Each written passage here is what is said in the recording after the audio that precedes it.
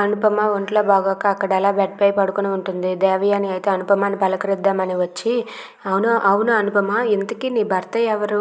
నీ భర్త ఎలా ఉంటారు? మీ భర్త పేరేంటి అని చెప్పి దేవయాని అనుపమని సూటిపోటి మాటలతో గుచ్చి అడుగుతుంది. అది విన్న వసుధార అయితే, మేడం అవన్నీ మీకు అనవసరం. వచ్చారా, పలకరించారా, కాఫీ తాగారా, వెళ్ళిపోయారా, అంతే, అంతవరకే. ఇవన్నీ మీకు అనవసరం, మేము చూసుకుంటాం అని చెప్పి వసుధార అంటుంది. అది విన్న దేవయాని అయితే ఇలా అంటుంది, అదేంటి వసుధార అలా అంటావు? నేను అనుపమ ఫ్యామిలీ గురించి తెలుసుకొని అనుపమకి చీర ఇచ్చి చీర పెట్టి పంపిద్దాం అనుకుంటున్నాను, నువ్వు అలా అంటావేంటి అని చెప్పి అంటుంది. ఆ మాటలకు అనుపమ వసుధార ఇద్దరు కూడా అలా మౌనంగా ఉంటారు. ఇంతలో వసుధార ఎలా అంటుంది, మేడం మీరు దయచేసి వేరే విషయాలు ఏమీ అడగకుండా పలకరించేసి వెళ్ళిపోండి అని చెప్పి అంటుంది.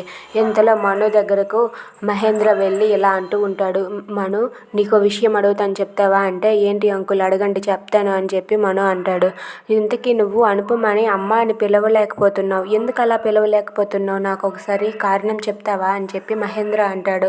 ఆ మాటలకు మను వాళ్ళ అమ్మ చెప్పిన మాట అయితే గుర్తు వస్తుంది. అయినా మా ఇద్దరి మధ్య ఉన్న బంధం అలానే ఉంటుంది అంకుల్, మీరేమీ చింతించకండి. అయినా మా ఇద్దరి మధ్య ఉన్న అనుబంధం వేరు, అయినా అది మీకు చెప్పి కూడా అనవసరం, మీకు నేను చెప్పలేను అంకుల్ అని చెప్పి మను అంటాడు. ఆ మాటలకు మహేంద్ర అయితే, ఒక్కసారి ఆలోచించి మను, నీ తండ్రి స్థానంలో ఉండి అడుగుతున్నాను, చెప్తావా లేదా అని చెప్పి అంటాడు. Thanks for watching friends, please subscribe.